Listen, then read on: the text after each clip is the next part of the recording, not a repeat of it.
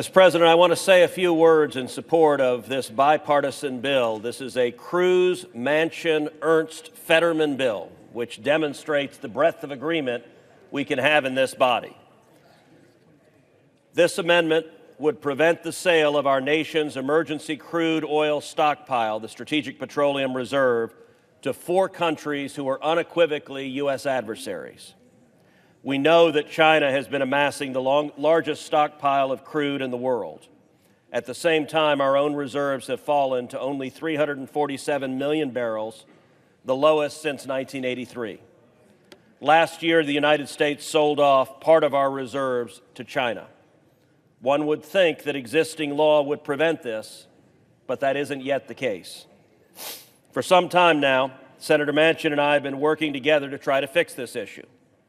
Our amendment prevents the federal government from selling oil from the Strategic Petroleum Reserve to China, to Russia, to Iran, or to North Korea and their related entities, while giving the Department of Energy flexibility to waive these restrictions in the event doing so serves our national security interests.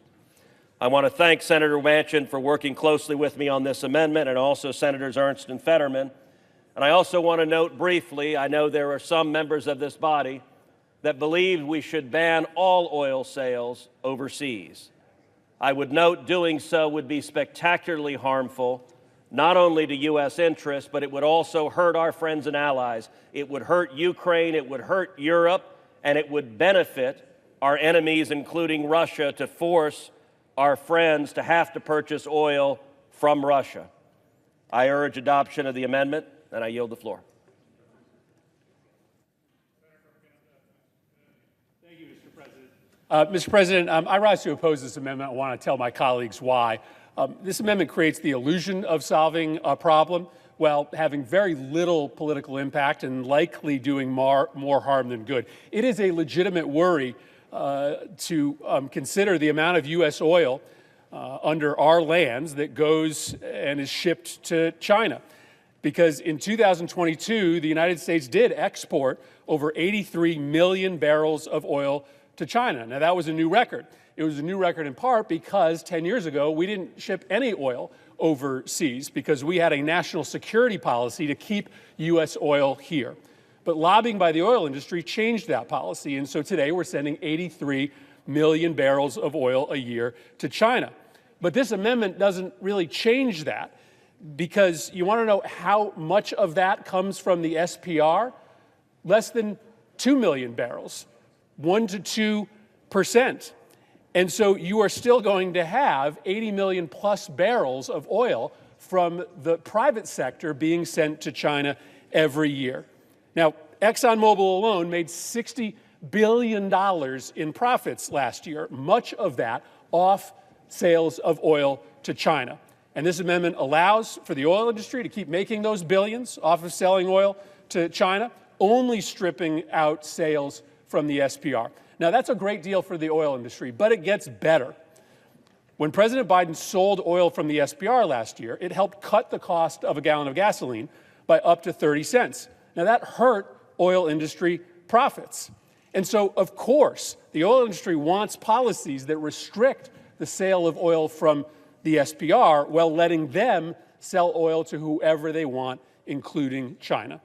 This amendment claims to solve a problem while mainly having the result of padding and protecting oil industry profits, and I'd urge opposition. Mr. President, I rise in support of the bipartisan amendment sponsored by my friends and colleagues, Senator Cruz, Fetterman, Ernst, and myself. Let me just say about this, this is something that we own. The people of America own the SPR. It's ours. We don't own the oils from the private sector unless we want to nationalize everything. I don't think we do. But with that being said, I appreciate my good friend and colleague from Connecticut, and I'm happy to work on all of the things that we're talking about here. What we have in front of us right now is the ability to finally say that the strategic oil reserves that the people of the United States own will not be compromised, especially by people who don't have our same values and will use it against us. We've seen the horrible effects of the Ukraine war when Putin basically weaponized energy. He weaponized oil. We can't allow that to happen. Here's the other thing about it. Following Putin's invasion of Ukraine, the U.S. ramped up production and exports to help meet global demand. It would have been devastating to the world. China, on the other hand, stockpiled oil and held back refinery production. And while China was stockpiling, one of its state-owned companies purchased over 1.4 million barrels from United States of America, the people of our great countries, from our own stock reserves.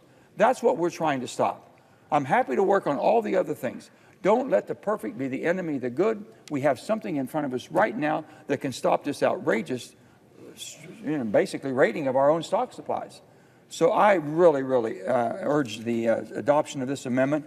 And I will tell you this amendment has tremendous and bipartisan support in Congress. We have over 20 bipartisan senators that support us. In the House, it passed unanimously, Democrats and Republicans. So please don't mess up our bipartisan record right now. Please vote to support this amendment.